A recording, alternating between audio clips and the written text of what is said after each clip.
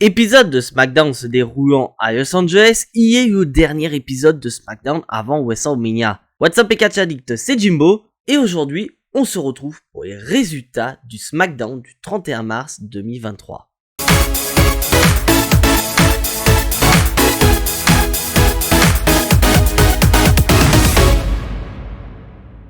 Et comme vous le voyez, mes chers amis catch addicts, je ne suis pas tout seul pour cette review de SmackDown, car qui dit review de SmackDown spécial, qui dit invité spécial, et donc mon invité spécial pour cet épisode de SmackDown, c'est Diane de la chaîne InfoCatch. Merci à toi Diane d'être présent. Salut, merci à toi comme d'habitude de m'avoir invité, c'est toujours agréable. Désolé, ça c'est moi qui fais toujours des conneries quand je fais une vidéo, désolé. Donc oui, je disais merci à toi de m'avoir invité Jimbo, c'est toujours un plaisir d'intervenir sur ta chaîne. Merci. Donc on a dit que c'était un SmackDown un peu spécial car il s'agit du dernier SmackDown avant WrestleMania.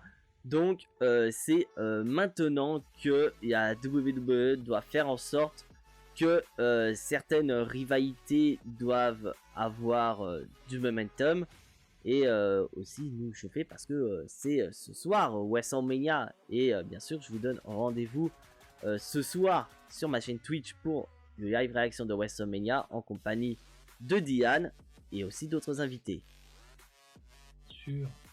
Donc soyez là. Donc on va commencer par le premier segment de cet épisode de SmackDown. On a eu un segment entre Kevin Owens, Sami Zayn et Uso et une promo que j'ai trouvé plutôt intéressant selon moi, car déjà Uso et Kevin Owens, Sami Zayn nous rappellent qu'ils vont s'affronter pour les titres incontestés à WrestleMania et que ce match a le potentiel d'être le plus grand match tag team de tous les temps. Ce que j'ai bien aimé moi dedans, c'est que tu as Jimmy et Jey Uso qui ont dit ce qui se passe à chaque fois quand Kevin Owens et Sami Zayn sont en équipe, c'est-à-dire à chaque fois ils sont en équipe, ils se détruisent, ils s'affrontent, ils se reconstituent, non mais réconcilient, c'est mieux de dire ça comme ça. Ils se redétruisent une nouvelle fois et en fait c'est un peu une boucle, et d'ailleurs c'est ça aussi qui est bien chez eux, c'est que ça nous permet d'avoir des matchs excellents entre les deux. J'aime beaucoup. Est-ce qu'il faut donner un peu notre pronostic ou pas du tout? Non, pas nécessaire. Non. Et oui, effectivement, je rejoins ton idée. Après, Kevin Owens, Sami Zayn, c'est une grande histoire. Ils ont démarré du côté de NXT ensemble. Ils étaient les meilleurs amis. On a eu un hit turn de Kevin Du Japon Owens. aussi, ils sont pas passés par le Japon aussi ensemble? J'ai pas le souvenir, mais je sais que dans les autres fédérations indépendantes, ça a été le cas. Ils ont fait équipe il y a quelques années à la WWE en tant que ils avaient même combattu à WrestleMania contre Shane McMahon et Daniel Bryan, c'était au 34. Et là, c'est pour ainsi dire la première fois que nous avons Kevin Owens et Sami Zayn faisant équipe en tant que babyface. Donc c'est incroyable et j'espère sincèrement qu'à WrestleMania on aura l'histoire qui va s'écrire, parce que pour moi on est sur un roman d'amitié entre Kevin Owens et Sami Zayn qui est à son paroxysme. Un roman d'amitié entre Owens et Zayn, c'est pas Jericho. Oui. Non, parce qu'avant il disait Jericho et... C'est vrai. Et aussi, on a toujours cette aura Sami Zayn, Kevin Owens, Bloodline, où vraiment Kevin Owens rappelle qu'il y a de ça quelques années, quand c'était petit rookie, les Usos ont vraiment fait en sorte pour que Sami Zayn et Kevin Owens se sentent très bien, mais que depuis qu'ils ont rejoint Roman Reigns, ils ont totalement été, lavés, ils ont subi un lavage de cerveau, et que maintenant, il n'y a plus aucun respect entre Kevin Owens, Sami Zayn et Uso. Et ce que j'aime beaucoup dans ce segment-là, c'est que tu sens vraiment, encore une fois, un Sami Zayn complètement dépité envers Jey Uso, et en essayant un petit peu de lui dire, mais mec, en gros, réveille-toi, regarde un peu comment comment Roman Reigns en gros te traite, et en fait tu sentais vraiment que là c'était vraiment, tu vois, souvent t'as une petite fissure dans les murs, là c'est vraiment la fissure qui arrive vraiment à la fin, et l'écroulement arrivera du côté de Ouais. WrestleMania, soit cette nuit ou soit demain, ça dépend où est-ce qu'ils vont nous mettre ce match, mais je crois que ce sera en nuit numéro 1. Il est en dans la nuit, logique il est sûr à 100%, il est en nuit 1.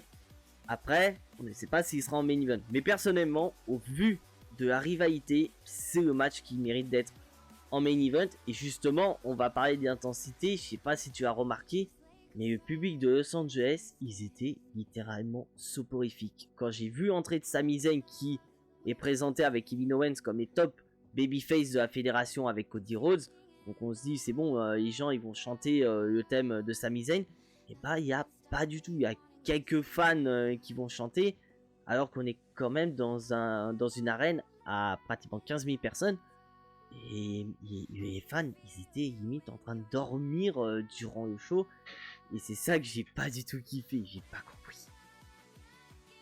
Ouais, des fois, t'as des fans où ils sont vraiment bouillants de chez bouillants. T'as l'impression d'être dans un match de foot. T'en as des fois, ils se demandent un peu ce qu'ils foutent là. Et là, honnêtement, t'avais l'impression que t'étais dans une maison de retraite avec les vieux en face de toi. Même si on aime tous bien les vieux, mais là, on s'endormait vraiment.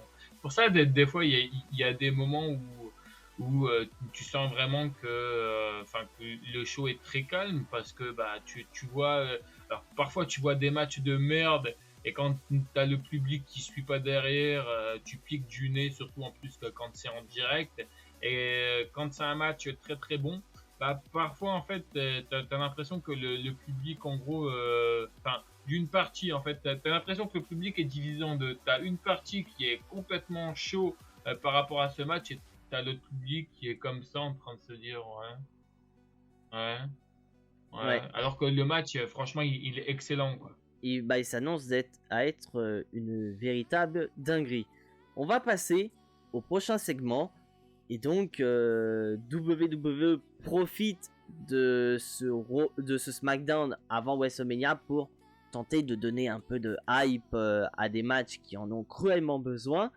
Et pour cela, la WWE a décidé d'organiser un Fatal 4-Way avec un membre de chaque équipe qui sera dans le showcase match. Donc, spoiler alert, on aura également ça pour les femmes durant cet épisode de SmackDown.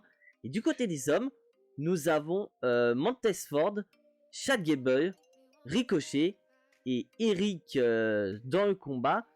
Dans l'ensemble, j'ai trouvé que c'était un Fatal 4-Way assez intéressant. Malheureusement, je trouve qu'Eric était le catcheur qui ne servait à rien dans ce match, car la plupart des segments forts de ce combat, bah, ça se fait avec Montez Ford, Ricochet et Chad Gable, qui sont littéralement les catcheurs les plus mis en avant dans ce Fatal 4-Way qui arrivera à WrestleMania. Le problème de Eric des Viking Raiders, il n'y a même pas que lui, hein, il y a aussi Ivar qui était à l'extérieur du ring, comme tu dis, les Viking Raiders. En fait, c'est les Viking Raiders qui ont un problème complet, parce que rappelle-toi, ils étaient déjà là, ça fait déjà un moment d'ailleurs qu'ils sont là. Ils sont passés de face à heel, donc ça, ok, pourquoi pas. Et depuis qu'ils sont heel, en fait, tu as l'impression que Triple H, bon, tu te dis voilà, ils sont heel, et depuis qu'ils sont heel, en fait, en gros, ils servent encore moins que quand ils étaient face, en fait. Ils servent plus à grand chose. Ils sont décrédibilisés dans certains matchs. Pourtant, honnêtement, on va être honnête ensemble, quand ils étaient vraiment les Vikings au tout début, là, à leur tout début du côté de Raw, moi je me rappelle, je me dis putain, cette équipe-là, ça va être enfin une putain de bonne équipe qui va pouvoir aller challenger les Usos, le New Day. Il y avait, il me semble, alors je sais pas s'il y avait, ils étaient là, je crois que je vais dire une énorme connerie, mais je crois qu'ils n'étaient pas là quand il y a eu cette équipe avec Luke Harper et Eric Rowan. Je crois qu'ils n'étaient pas encore là à ce moment-là. Je crois qu'ils n'étaient Je pas sais encore plus. à de mémoire. Ouais, N'hésitez non, pas à nous non, dire non, dans les commentaires si vous en pensez, parce que c'est vrai que ça aurait pu faire ouais, un bon combat, surtout avec les deux gimmicks qui se ressemblent pratiquement. Les frères bûcherons bien contre sûr, les Vikings. oui, c'est ça, ça aurait pu être un énorme match. Bon, dédicace à, j'ai dire à Eric Rowan, n'importe quoi. C'est qui est décédé là il y a pas C'est longtemps? où C'est Luke Harper. C'est Luke Harper. Luke Harper, voilà. Ouais. Voilà. Dédicace à lui, hein, s'il Mm. écoute de là-haut. Bref, mais en tout cas, tu vois, c'est ça en fait le problème, c'est que ils sont arrivés dans le show principal, ça a été très cool. Je crois qu'en plus ils ont même commencé du côté de Raw, ils ont atterri Oui. du côté de SmackDown. À SmackDown, ils n'ont pas fait vraiment grand-chose. J'ai même pas le souvenir qu'ils ont été champions du côté de SmackDown par équipe. Je les vois Non, encore champions du côté de Raw, ils ont du été côté à de Raw. SmackDown. Ouais. Ils ont Ils ont fait- été champions à Raw. Ils ont perdu à Raw, il me semble. Ouais. Après, il y a eu un draft ou un bordel pareil. Ils sont arrivés du côté de SmackDown. Et depuis qu'ils sont arrivés du côté de SmackDown, bon, en étant face, ça a été. Bon, je crois qu'ils n'ont pas été virés ou il n'y a pas eu une blessure, un truc comme ça, on sait plus. Il y a eu Et des ensuite, blessures. ouais, voilà. Il y a eu des blessures, ils sont revenus. Il y a eu un segment, ils sont revenus. On les a vus une seule fois en heal, après on les a plus revus. Ils sont revenus avec Valkyrie qui ne sert. Non, c'est Sarah, Valhalla. ouais. Valhalla. Ouais, J'hésite. voilà. Mais J'ai moi, je je dis l'appelle Valkyrie. Sarah Logan aussi. Moi, j'appelle bref, Valkyrie, mais en fait, non, c'est Voilà. Valhalla. Où c'est vrai qu'on aurait pu imaginer quelque chose, voilà, une construction par rapport à son arrivée. Parce que c'est vrai que Valhalla, dans la légende viking, c'est là où tous les guerriers vikings vont reposer. C'est un peu l'équivalent du paradis chez nous. Et bah, ils Et ça sert à capitalisent rien, en fait. absolument pas. Donc, ce qui fait que malheureusement, bah, les Viking Raiders, surtout Eric dans ce match, bah, il ne sert absolument à rien. Et donc, C'est le bien match. dommage. Et donc le match va se terminer avec Ricochet qui va remporter le combat. Donc à noter que c'est une victoire du côté solo pour Ricochet. Donc ça faisait un moment qu'il n'avait pas gagné en solo. Et techniquement j'aurais envie de dire que ça positionne lui et Braun Strowman en tant que favori dans ce combat. Mais on sait très bien que généralement chez WWE, quand tu gagnes un match face à tes adversaires que tu dois affronter en pay-per-view, et bah généralement tu le gagnes pas. Moi, après, hormis d'être très déçu de l'utilisation des Viking Raiders, j'ai plus rien à dire en fait. Non, moi non plus. Hormis que c'était une victoire donc de Ricochet. Bon bah moi, spoiler alerte, hein, désolé, mais moi j'irai du côté, je parie sur les Braun Strowman et Ricochet du côté donc de WrestleMania 39 parce que pour moi personnellement les Street Profits, bon ils vont encore une fois nous sortir des matchs de ouf. L'Alpha Academy, voilà.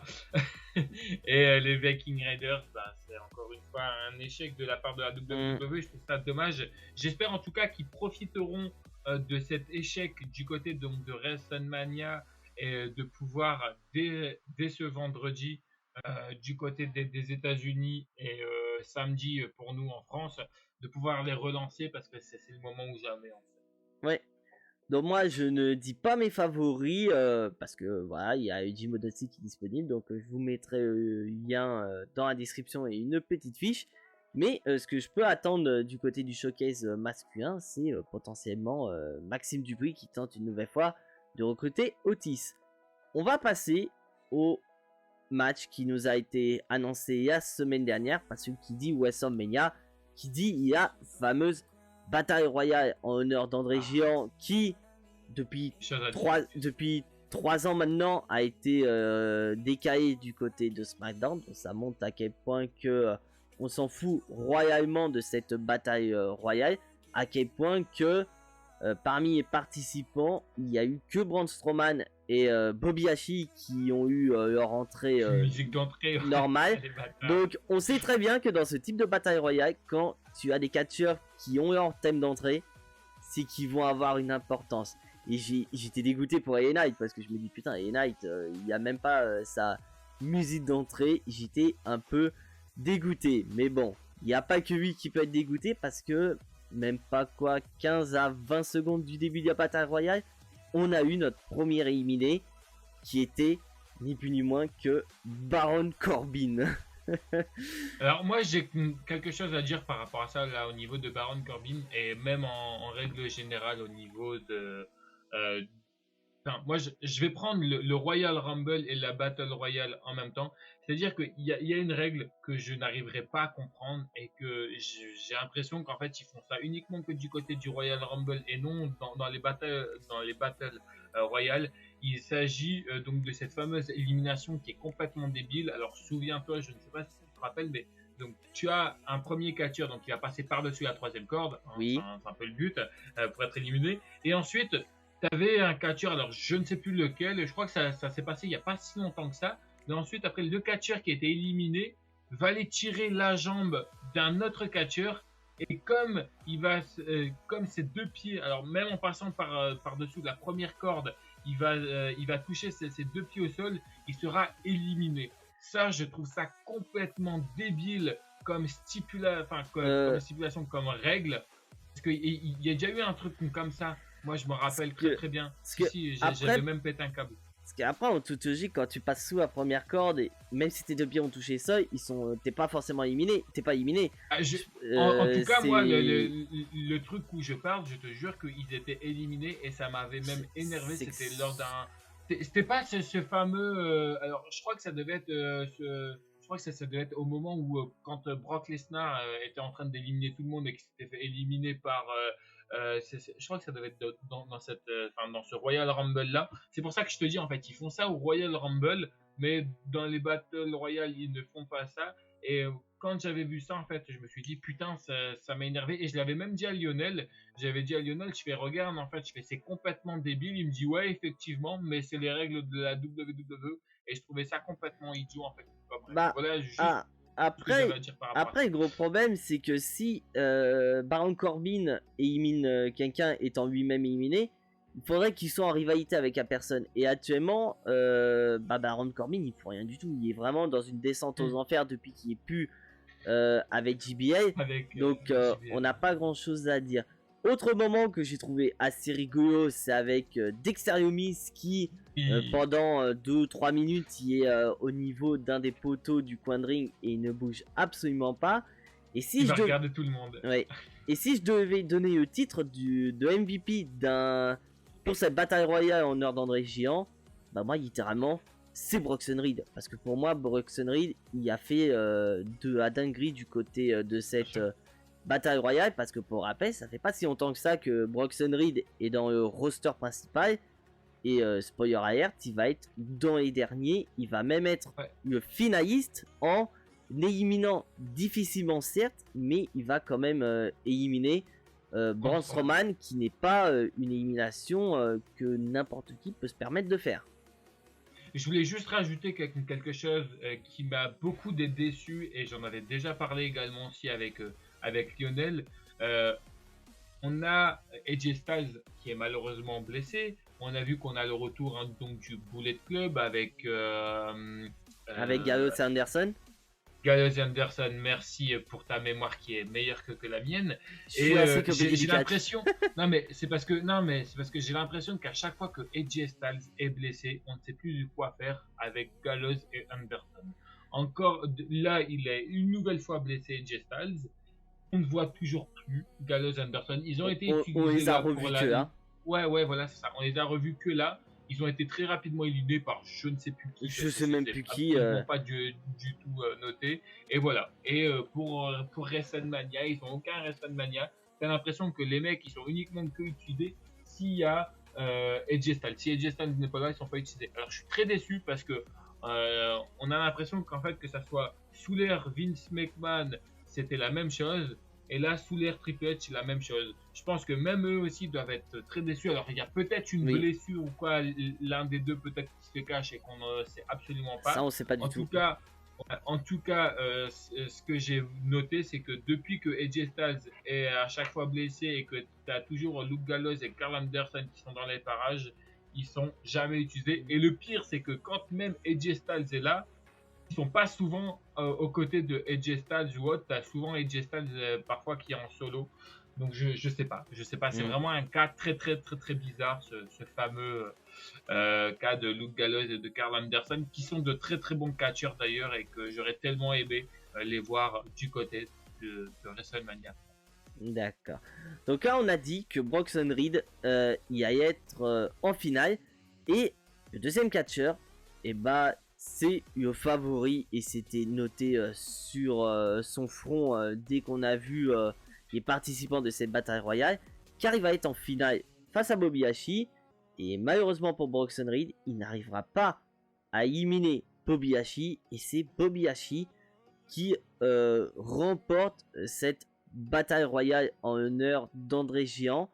Moi personnellement, je pense qu'ils lui ont donné cette bataille royale comme lot de consolation, car à la base Bobby Hashi est censé être en rivalité avec Bray Wyatt, et sans qu'on ne sache pourquoi, la rivalité a été mise en Il est suspens, voire blessé. même Il est annulée. blessé, Bray Wyatt. Justement, beaucoup de rumeurs couraient soit sur une blessure, soit les créatifs de la WWE n'avaient pas d'idée pour Bray Wyatt. Moi j'ai envie de mettre ça du côté de la blessure parce que ça me ferait un peu chier qu'on ait eu tout ce mystère, toute cette joie du retour de Bray Wyatt pour que derrière on le foute au placard parce qu'on n'a plus aucune idée avec lui. Nous Bref, manque. et surtout, bah voilà, Bobby Hashi qui gagne cette bataille royale qui, pour moi, bon, pas nécessaire. Mais à noter, le plus important que je trouve, et c'est même pas le fait qu'il ait gagné, c'est que Bobby Hashi a annoncé sur ses réseaux sociaux qu'il allait lancer un Open Challenge à WrestleMania. Donc on ne sait pas quand est-ce que ça aura lieu. On sait que c'est à WrestleMania, c'est soit la nuit 2.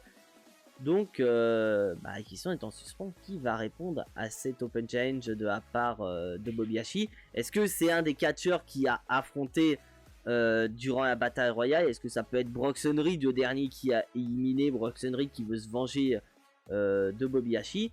Ou est-ce qu'on va assister à une dinguerie made in WrestleMania, c'est-à-dire le retour d'un catcheur pour affronter Bobby Hashi? Eh ben, tu sais quoi, c'est exactement ce qu'on avait dit avec Lionel il y a il y a 2-3 heures de ça. Je l'avais appelé, je n'avais pas annoncé ça parce qu'il était absolument pas du tout au courant. Et tout ce que tu viens de dire là, c'est exactement ce que Lionel a dit. Moi, j'avais proposé aussi un nom qui pourrait continuer cette rivalité avec Bray Wyatt. Il s'agit donc de Oncle Howdy. Oncle On pourrait Howdy? très bien avoir Oncle Woody, mais c'est ça en fait moi qui me perturbe, c'est pourquoi ne... En fait, certes, t'arrêtes la rivalité pour blessure hein, entre Bray Wyatt et Bobby Lashley, mais pourquoi tu continues pas avec Oncle Woody? Pourquoi t'es obligé d'avoir forcément Bray Wyatt pour Oncle Woody? Oncle Woody pourrait très bien continuer sans Bray Wyatt, et je trouve ça dommage que ça y est, il n'y a plus Bray Wyatt. Bray Wyatt est blessé. Je crois que ça va être à ses doigts qui est blessé. Enfin bref, je sais plus trop où est-ce qu'il est blessé. Mais le mec, il est blessé. Et comme par hasard, il est blessé. T'as plus Alexa Bliss qui, elle, hein, s'est fait opérer de la peau parce qu'elle a un cancer au niveau de la peau. Hein. Je sais pas si tu l'as appris. Enfin bref, je l'ai appris. Rien de bien, apparemment, rien de bien grave parce qu'elle a réussi à tout soigner à temps. Et d'ailleurs, cette meuf a beaucoup de chance parce qu'à chaque fois qu'il lui arrive un truc, elle arrive toujours à être soignée. Elle a même fait Mask Singer aux États-Unis. Bien sûr, oui, ça ouais, je l'ai vu. Donc elle a ça, certes. Et puis bah voilà, donc tu te dis là, tu te dis que elle est plus là. Ok, t'avais Bray Wyatt qui gérait bien tout seul. Malheureusement, une blessure vient arriver là. Et puis là, bah t'as Oncle Woody où on ne sait même pas ce qu'il devient. La Firefox Phono, on ne sait pas ce qu'elle devient. Et je trouve ça vraiment dommage de ne pas continuer là-dedans. Après, est-ce que c'est pas un mal pour un bien que Bray Wyatt soit baissé? Parce que c'est vrai que le peu qu'on a vu de cette rivalité entre Bray Wyatt et Bobby Hashi, et on n'avait pas grand chose à se mettre sous la dent. Donc disons que le problème. Alors, excuse-moi, je rajoute juste quelque chose. Vas-y. Je voulais juste dire que par rapport à ça, par rapport à Bray Wyatt et tout, en fait, le seul problème qu'il y a, c'est en gros, j'arrive pas à comprendre en fait son nouveau personnage. Ce personnage qu'on a vu face à LA Knight et tout, où il était en brillant. En fait, j'arrive pas à comprendre. Je ne comprends pas là où ils veulent nous emmener. Alors peut-être oui, on voit qu'il y a un peu la Firefox Phono qui est vivante, et ça franchement ça fait plaisir de voir que les personnages hein, sont réellement réels et que c'est pas non plus que des personnages factices. C'est pas des marionnettes quoi.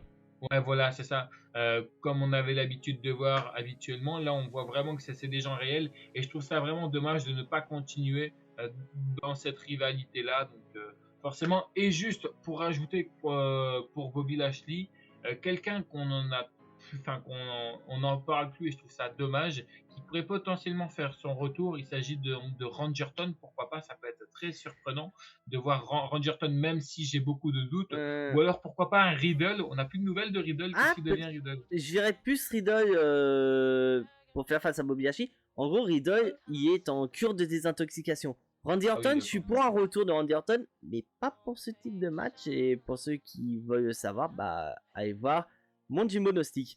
On va passer, comme je l'ai dit tout à l'heure, on a eu un Fatal 4-Way masculin avec les participants du showcase. Et bah, on a eu la même chose du côté des femmes. Et du côté des femmes, on a eu Raquel Rodriguez, Shayna Baszler, Sonya Deville et Natalya. Bon, dans l'ensemble, on a eu un match plutôt correct. Mais bon, comme d'habitude, on a une certaine Raquel Rodriguez qui est dans le ring. Donc WWE aime bien faire avec elle ce qu'elle fait depuis de nombreux mois, depuis qu'elle est dans le roster principal. C'est de montrer que c'est une femme très puissante et que dans le futur, elle pourrait être une challengeuse assez dangereuse pour celle qui ressortira gagnante de We Are WP Charlotte Flair. Car elle va porter Natalya et Shayna Baszler sur ses épaules. Et si elle aurait pu, elle aurait peut-être pu aussi soulever Sonya Deville avec... Le pire dans ce truc, c'est que, désolé, tu voulais peut-être le dire, mais c'est une victoire de Raquel Rodriguez. Elle gagne Raquel Rodriguez grâce à une erreur de Shayna Baszler. J'ai pas compris en fait. Oui, une erreur de Shayna Baszler. J'ai pas compris en fait ce qu'elle a fait. Elle a voulu lui mettre un coup de pied. Même en regardant le segment, tu te dis merde, il s'est passé quoi? Tu as envie de te demander si elle a pas botché. Ah ouais, mais en fait, en gros, tu vois, ça fait ça. C'est comme si, quand mettons, tu tournes une vidéo. En fait, en gros, c'est. Non, mais c'est vrai, ils ont coupé le truc. Et puis après, ça passe là, tu vois. Tu te dis, bah merde, il manque un petit bout. Ils nous ont fait du catch congolais. Voilà, ouais. J'ai pas du tout compris ce qui s'est passé avec Shayna Baszler. Et si elle fait ça du côté de WrestleMania, comme je l'ai dit. Je sais pas si ça va durer longtemps sur son équipe avec Ronda. D'accord. Donc comme tu viens de dire, donc victoire de Raquel Rodriguez, donc c'est une nouvelle victoire à mettre à son compteur en solo. Et que grâce à cette victoire, bah, elle se positionne avec Liv Morgan en tant que favorite. Moi personnellement j'y crois pas, mais comme il s'agit d'un Fatal 4-Way par équipe, et bah Raquel Rodriguez peut très bien perdre le match sans être mis au tombé. Ça peut très bien être sa copine Liv Morgan qui prend le tombé, voire d'autres participantes. Bon, surtout que ce qui est débile, je rajouterai juste ça avant de passer à la suite, si tu permets. Je trouve que j'en ai pas parlé pour les hommes tout à l'heure, hein, mais je mets les hommes ainsi que les femmes là-dedans pour ces deux matchs. Je les trouve complètement débiles, ces matchs du côté de WrestleMania 39, vu qu'il n'y a aucun enjeu à la clé en fait. C'est justement ça. Le seul tombé et le match est fini. Tu vois, c'est même pas des trucs genre à élimination. Bah, je pense que même en soi, si tu aurais dû mettre pas une stipulation, mais un enjeu, ça aurait donné un peu plus de fun. Voilà. Devenir challenger pour les titres tag team juste après, peut-être pas forcément la semaine prochaine. La semaine après WrestleMania, mais peut-être 2 semaines après, c'est vrai, ça aurait donné un peu plus d'enjeu parce que là, ils sont juste là pour faire de la figuration. Après moi, la carte, quoi. Pour compléter, mais moi, comme j'ai dit dans mon prono, c'est que pour moi, ces matchs-là, donc que ce soit masculin ou féminin, ils sont là pour une seule chose, c'est de faire redescendre la température. Parce que si tu enchaînes 2 matchs de taré coup sur coup, je veux dire, par exemple, je vais dire au hasard, dans la nuit 1, on te met Seth Rollins, Logan Paul, et tu enchaînes derrière avec Kevin Owens, Sami Zayn. Et bah t'as pas le temps de te calmer de tes émotions, surtout si t'as une dinguerie juste avant. Donc t'es obligé d'avoir ces matchs-là pour te refroidir un petit peu, pour après te réchauffer avec le prochain match. C'est à ça pour moi que servent ces matchs. Donc je pense qu'on a assez parlé de ces matchs-là. On va passer au combat main event de la soirée. On a eu Sheamus et Drew McIntyre qui ont fait face donc à Hyperium, donc Giovanni Vinci et Ludwig Kaiser. A noter que Gunther était du côté des coulisses, il n'était pas là pour soutenir ses valets d'Imperium aux abords du ring. Et ce match a un parfum un peu spécial parce que, pour rappel, mes chers amis catch addicts, Sheamus et Drew McIntyre feront face à Gunther dans un triple menace pour le titre de champion intercontinental. Et on voit que depuis quelques semaines, il y a des petites tensions entre Sheamus et Drew McIntyre. Parce que du côté de Sheamus, ce titre intercontinental, c'est personnel. Il n'a jamais gagné ce titre. Donc il veut avoir ce titre à son palmarès pour être notre Grand Slam Champion. Drew McIntyre, de son côté, il veut le titre de champion intercontinental parce qu'il veut être champion. Et c'est surtout le titre qu'il a eu pour la première fois dans sa carrière. Et donc on a ces petites tensions-là. Et ce match, Gunther reste toujours invaincu, quoi. Gunther reste invaincu par rapport au niveau des titres. C'est-à-dire qu'à chaque fois qu'il a un titre, le mec est toujours invaincu, oui. quoi. Donc, et surtout, ce match, il permet de voir une chose, c'est est-ce qu'on a des réelles tensions entre Sheamus et Drew McIntyre, ou est-ce que l'amitié est restée forte chez eux. Donc dans l'ensemble, on a un match plutôt correct entre les deux, où les deux vont vouloir prendre le spot final, ce qui va entraîner donc la victoire sans aucune surprise de Drew McIntyre et de Sheamus. Et à noter, bon, ils ont quand même réussi à travailler ensemble malgré les tensions, mais tu sens que leur amitié peut péter à n'importe quel moment et pour n'importe quelle raison. Est-ce que je te disais en off, est-ce que je disais sur ma vidéo, sur ma chaîne, je disais qu'en fait, tu vois, cette nuit, tu voyais vraiment qu'il y avait le frein à main qui était là, quoi. C'est-à-dire qu'en gros, ils n'ont pas lâché le frein à main. Tout le monde, dans tous les matchs, dans tout ce qui s'est passé. Ils ont l'imitateur de vitesse, si tu veux dire. Ils ont mis le limitateur de vitesse. Ils ont dit, on reste à 10 km/h cette nuit et on lâche tout du côté de WrestleMania. Et tu avais l'impression que c'était le mot d'ordre de la soirée. À aucun moment ça a pété. J'ai trouvé ça dommage que ça soit au début avec Sami Zayn et Kevin Owens, alors que d'habitude ça pète de partout, et que ça soit, désolé du spoil, mais dans le main event entre Cody Rhodes et Roman Reigns, à aucun moment ça a pété, et tu sens vraiment qu'ils préparent vraiment WrestleMania sérieusement, et qu'à tout moment ça peut péter. Et ce match est justement l'exemple parfait, parce que ça n'a pas pété entre les deux, et pour éviter de nous dire ouais c'est bon, ils vont se casser ils vont se taper sur la gueule là maintenant à SmackDown. Non, c'est on laisse on montre qu'il y a de la discorde, mais sans pour autant dévoiler, pour se dire à WrestleMania ça va péter. Et donc tu as parlé également du main event, donc on passe au segment main event, et c'est sans aucune logique, non, aucune surprise que ce soit en main event de cet épisode de SmackDown. L'ultime confrontation entre Cody Rhodes et Roman Reigns.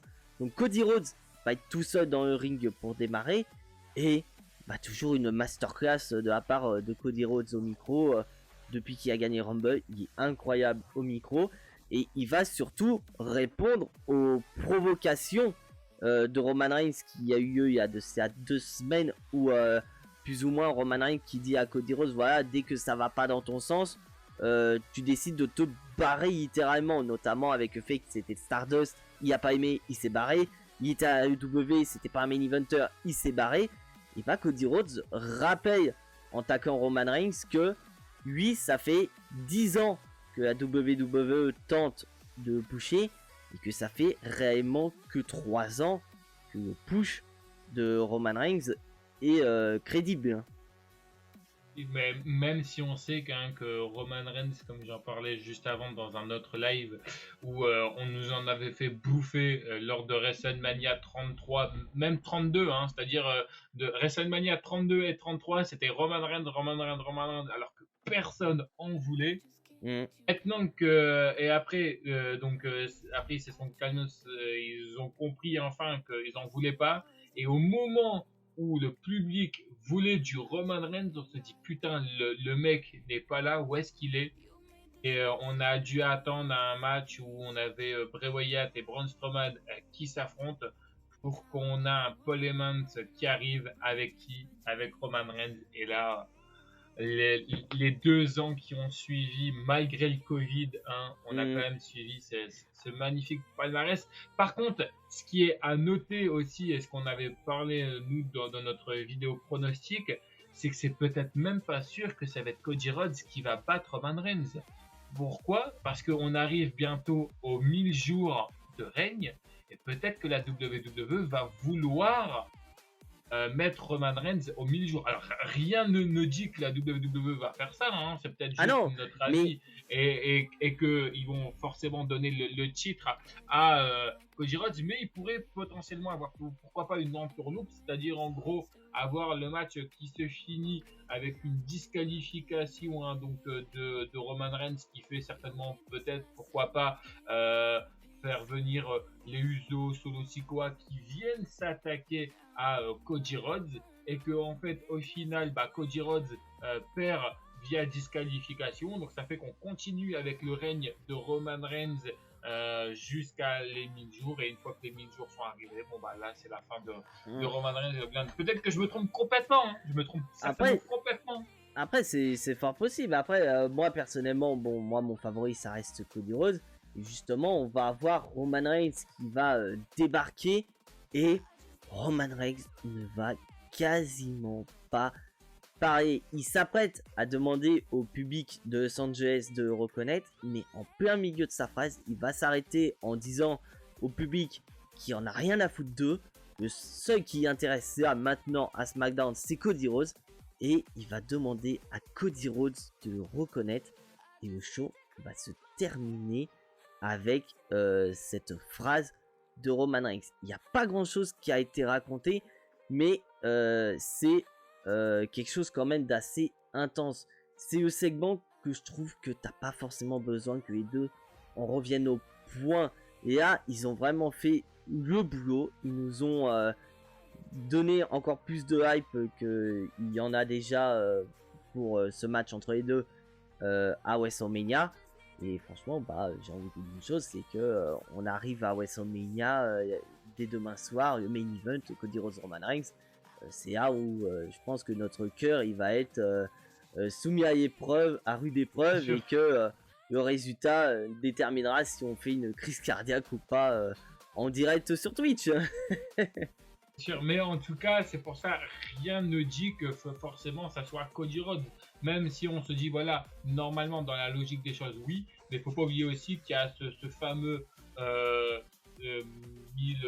1000 jours hein, qui arrive dans pas si longtemps que ça. Donc peut-être que la WWE voudront vraiment marquer l'histoire, parce que je ne pense pas, hein, même dans les années à arriver, je ne pense pas que quelqu'un ira aussi loin qu'un Roman Reigns. Non, mais après pour moi, si derrière t'as Sami Zayn et Kevin Owens qui battent les Usos, je vois pas pourquoi tu ferais gagner Roman Reigns. Parce que quitte à démolir la Bloodline, quitte à les faire redescendre de très très haut, faut faire perdre tout le monde. Tu fais perdre les Usos, tu fais perdre Roman Reigns. J'irai pas plus loin parce que le prono il est disponible sur la chaîne. Et pour ceux que ça intéresse, voilà, je dis un peu plus en détail ce que je pense de ce main event qui est selon moi le meilleur main event de WrestleMania de ces dernières années. Parce que pour moi le dernier vrai gros main event de WrestleMania c'est WrestleMania 30. Je dis honnêtement. Bref. Non mais t'as tout à fait raison, pas de soucis. Bref. Donc là on va passer au bilan de cet épisode de SmackDown avant WrestleMania. Donc c'est un SmackDown comme on a dit qui est soumis aux imitateurs de vitesse, voilà, car WWE a vraiment fait en sorte de ne pas nous en donner davantage. Je veux dire avec les possibles bagarres entre Usos, Sami Zayn, Kevin Owens, ou encore dans le main event entre Cody Rhodes et Roman Reigns, mais surtout les possibles tensions qu'il y a entre Sheamus et Drew McIntyre. Après, on a Bataille Royale en honneur d'André Géant qui, pour moi personnellement, il devrait le retirer. C'est quand même la 9e année qu'on le fait. Et l'année prochaine, c'est honteux ça. Et l'année prochaine, on fait honteux qu'on l'a retiré. Hein. On fait 10 ans. Et le problème avec cette Bataille Royale, c'est qu'elle ne sert à rien. C'est même pas un outil de push. On regarde tous ceux qui ont gagné. Jey Uso, il a gagné il y a 2 ans. Ouais, ils ont présenté, il a gagné la Bataille Royale. On s'en bat les couilles. Ça n'a pas d'importance. L'année dernière, c'était Matt Catboss qui a gagné. Ouais, il a montré trophée pendant 2 semaines. Ça a servi à rien. Et à Bobiashi, il va dire pendant peut-être 2 semaines également, ouais, j'ai gagné un Battle Royale en honneur d'André Je suis même Géant. pas sûr. Mais Je suis même pas sûr qu'ils vont en parler, ils sont pas les couilles en fait. Ça sert à Lui aussi, rien. c'est pareil, hein. Et ça te donne même pas une opportunité. Je veux dire, c'est même pas comme si, oui, tu gagnes un trophée et t'as le droit d'aller taper, je sais pas moi, par exemple, pas forcément champion du monde, mais champion intercontinental, champion des États-Unis. C'est comme la ceinture à Shane McMahon qui avait gagné en Arabie Saoudite, elle sert à rien. Le trophée, le trophée que Shane McMahon a gagné, que Braun Strowman a gagné, lui a gagné. Bah après, trophée, là tu parles du trophée de la Coupe du Monde. Justement, Ouais. ils ont fait revenir, c'est Ricochet qui a gagné. Il y avait une opportunité au titre intercontinental. Ça, c'était cool. Mais un Battle Royale en honneur d'André Géant, il y a rien. Ça va servir à que dalle. Ils ont donné à Bobby Hashi pour dire voilà, Bobby, tu vas pas à WrestleMania dans une rivalité. Bah, on va te donner le trophée et on va te donner un Open Challenge. Juste pour dire voilà, t'es quand même un gros nom. Faut quand même que tu sois à WrestleMania. Sinon, je vois pas grand chose à dire sur cet épisode de SmackDown. Après, mon gros point noir que j'ai à dire sur cet épisode de SmackDown, c'est malheureusement pas la faute des catcheurs et des catcheuses qui sont présents. Pour moi, c'est le public. Le public, dans l'intégralité du show, ils sont soporifiques, ils sont en train de dormir. Il y a que dans le main event avec Roman Reigns et Cody Rhodes qui commencent à se réveiller.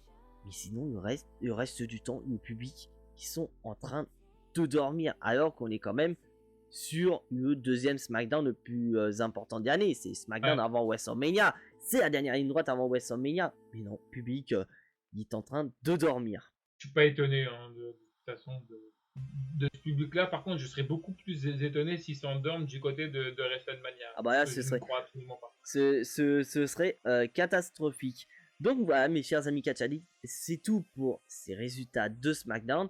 Et bien sûr, je m'adresse aux Catch Addicts qui ne sont toujours pas abonnés à cette chaîne YouTube. N'hésitez pas à le faire, c'est entièrement gratuit et ça soutiendra la chaîne. Et bien sûr, je mets le lien de la chaîne YouTube de Diane en description pour que vous ayez également vous abonner à sa chaîne YouTube une fois que vous l'aurez fait pour moi-même. N'hésitez pas à activer la petite cloche parce que ce soit de mon côté ou du côté de Diane, on sort beaucoup de vidéos sur nos chaînes respectives. Trop de vidéos même. Trop de vidéos. Et surtout que là, bon, ce week-end c'est WrestleMania, donc on va avoir review nuit 1, nuit 2 sur nos chaînes. Donc le fait de cliquer sur les cloches te permettra d'être notifié de nos vidéos et surtout lâcher vos plus gros pouces bleus qui font également plaisir à la chaîne, à nos chaînes même.